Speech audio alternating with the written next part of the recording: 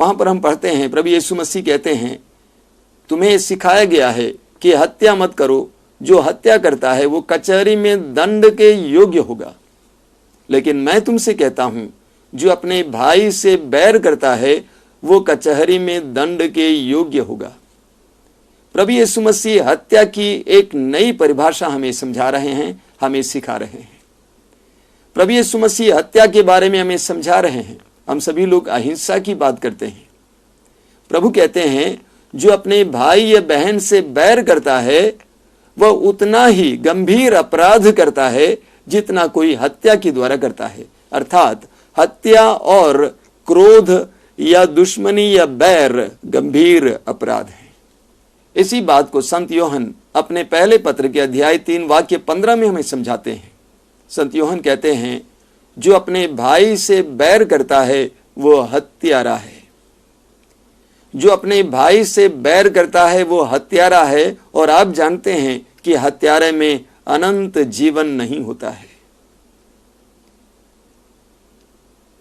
योहन स्पष्ट शब्दों में हमें समझाते हैं कि जो अपने भाई से बैर करता है वो हत्यारा है। और वो कहते हैं कि हत्यारे में अनंत जीवन नहीं होता है। मेरे प्रिय भाई और बहनों, गुस्सा, क्रोध हमारे जीवन को छीन लेता है।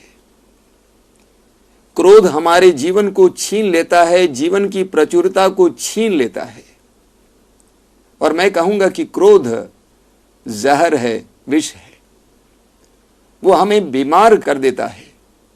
कई वर्ष पहले की बात है, 1982 में जब हम युवाओं के लिए काम कर रहे थे, मध्य प्रदेश के ग्वालियर में युवाओं के लिए कार्यक्रम चल रहा था। और वहां के गिरजाघर के आसपास में कई मसीही परिवार थे। और वहां के एक परिवार की लड़की, जिसका नाम आज भी मुझे याद है, लूसी, हमको अपने घर ले गई। हमारी टीम वहां गई। हमने देखा कि लूसी के पिता घर के बाहर पड़े हुए थे खाट पर। जाड़े का मौसम था, धूप का आस्वादन कर रहे थे और बार बार खांसते थे। पिछले 5 वर्षों से वे दमे की बीमारी का शिकार थे। हम उनके पास गए और उनसे पूछा, क्या आप चाहते हैं कि हम आपके लिए प्रार्थना करें? वे बोल नहीं पा रहे थे, अपने हाथों से इशारा कर रहे थे कि मैं कोई प्रार्थना नहीं चाहता हूं।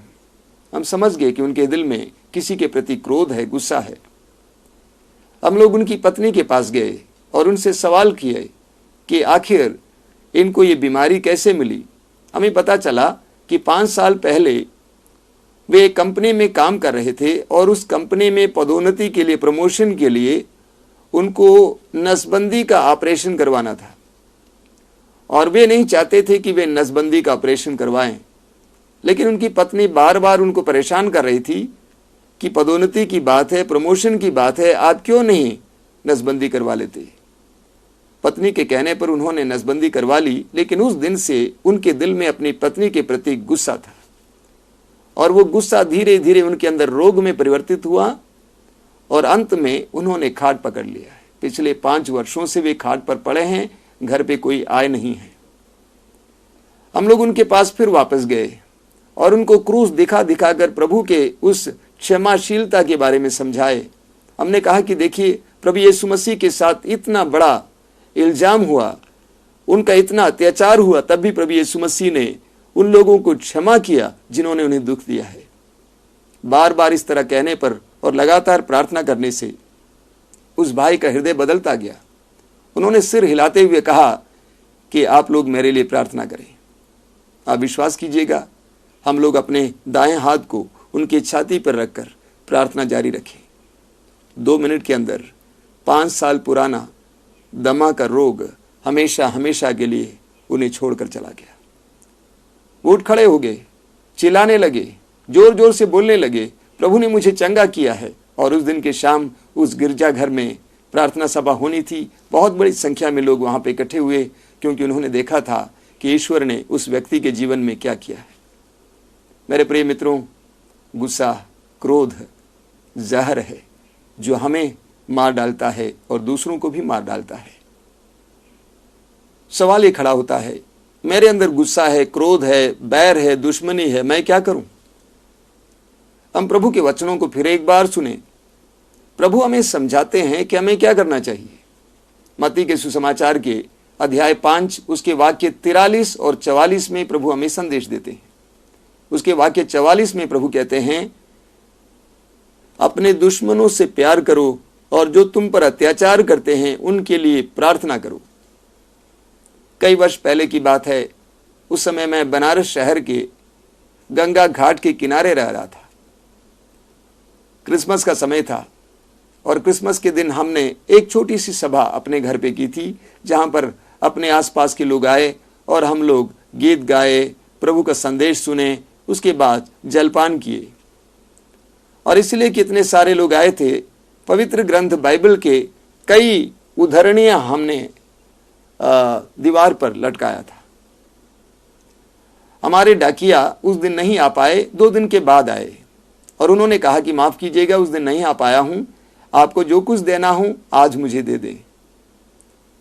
मैं उनके लिए चाय लेने के लिए ऊपर गया था। मैंने देखा कि वो डाकिया भाई उन वचनों को पढ़ रहा था। अंत में वो आकर एक जगह पर टिक गए और उन्होंने मुझसे कहा कि यह गलत है, यह हो ही नहीं सकता है। वहां पर लिखा हुआ था, तुमने सुना है अपने पड़ोसी से प्यार करो और अपने दुश्मन से बैर, लेकिन मैं तुमसे कहता हूं अपने दुश्मनों से प्यार करो और जो तुम पर अत्याचार करते हैं उनके लिए प्रार्थना करो। उन्होंने उंगली दिखाकर कहा कि हो ही नहीं सकता है। मैंने उनसे कहा कि आइए बैठिए, चाय पी लें, हम लोग बाद में वार्तालाप करेंगे। कुछ देर के बाद मैंने उनसे कहा, देखिए आपने कहा कि वो शब्द असंभव है, लेकिन मैं आपको ये बताना चाहता हूं, जो उस बात को संभव बनाता है, संभव करता है, उसे ईसाई कहते हैं। वास्तव में एक विश्वासी वो है जो प्रभु के इस वचन को अपने जीवन में संभव करता है। प्रभु कहते हैं, जो तुम पर अत्याचार करते हैं उनके लिए प्रार्थना करो। आज मैं आपको इस बात को एक शस्त्र के रूप में देना चाहता हूं। कुछ दिन पहले की बात है, हमारे आश्रम में एक बहन बराबर आती है और वो बहन आकर मुझसे बोलने लगी, ऐसा है स्वामी जी, मेरा पड़ोसी मुझे उस समय से तंग कर रहा है जब से मेरी शादी हुई और मैं इस घर पे आई हूं, और इन दिनों वो इस तरह तंग कर रहा है, अपने घर के छत पर से सारी गंदगी हमारे आंगन में गिरा देता है। हम क्या करें? मैंने चाहती हूं कि मेरा पति जाए, उनसे लड़े और झगड़ा हो। तो मैंने उनसे पूछा, प्रभु ने क्या कहा है? उसने कहा कि प्रभु ने कहा है अपने अत्याचार करने वालों के लिए प्रार्थना करो। मैंने कहा वही कीजिए। वो मेरी ओर बराबर देखती रही। मैंने कहा वही कीजिए, जो आदेश का पालन करता है प्रभु उसे आशीष देता है। वो बहन गई। 2 सप्ताह के बाद फिर वो आई और धीरे से मेरे पास आकर वो बोलने लगी, स्वामी जी, प्रभु के वचन ने काम किया, मेरा पड़ोसी अपना व्यवहार बदल चुका है। तो प्रभु हमें समझाते हैं कि जो तुम पर अत्याचार करते हैं उनके लिए निरंतर प्रार्थना करो, उनके लिए प्रार्थना करो ताकि उनका मन बदल जाए। मेरे जीवन में कई ऐसे लोग आए हैं जो मेरे लिए दुश्मन से लगे। मैं निरंतर उनके लिए प्रार्थना करता रहा, आज भी प्रार्थना करता हूं और मेरा पूर्ण विश्वास है कि वे मेरे लिए मित्र के रूप में फिर एक बार मेरे पास आएंगे। दूसरा वचन जो हमें मिलता है वो है एफेसियों के पत्र के अध्याय 4 उसके वाक्य 26 और 27। संत पौलुस हमें बताते हैं, यदि आप क्रुद्ध हो जाएं तो इस कारण पाप ना करें। शैतान को अवसर नहीं देना चाहिए। सूरज के डूबने तक अपने क्रोध को शांत करें। बहुत गंभीर बात संत पौलुस हमें समझाते हैं। संत पौलुस कहते हैं, यदि आप क्रुद्ध हो जाएं, यानी क्रुद्ध होना, क्रोध करना स्वाभाविक है, नैसर्गिक है। हर मनुष्य क्रोध करता है, लेकिन संत पौलुस कहते हैं क्रोध को पाप में परिणत मत होने दीजिए। कैसे क्रोध पाप में बदल जाएगा? जब हम सूरज के डूबने के बाद भी अपने हृदय में क्रोध को बनाए रखेंगे और इस तरह हमारे अंदर शैतान को कार्य करने का अवसर देंगे।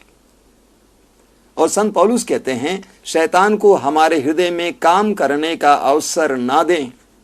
सूरज के डूबने से पहले अपने क्रोध को शांत करें। मेरे प्रिय मित्रों, हम सभी लोग अपने प्रतिदिन के जीवन में बार बार क्रोध करते हैं। पति पत्नी से, पत्नी पति से, बच्चे माँ बाप से, माँ बाप बच्चों से, भाई बहन से, बहन भाई से, मित्र मित्र से। प्रभु का वचन कहता है, सूरज के डूबने से पहले अपने क्रोध को शांत करो, मेल मिलाप करो।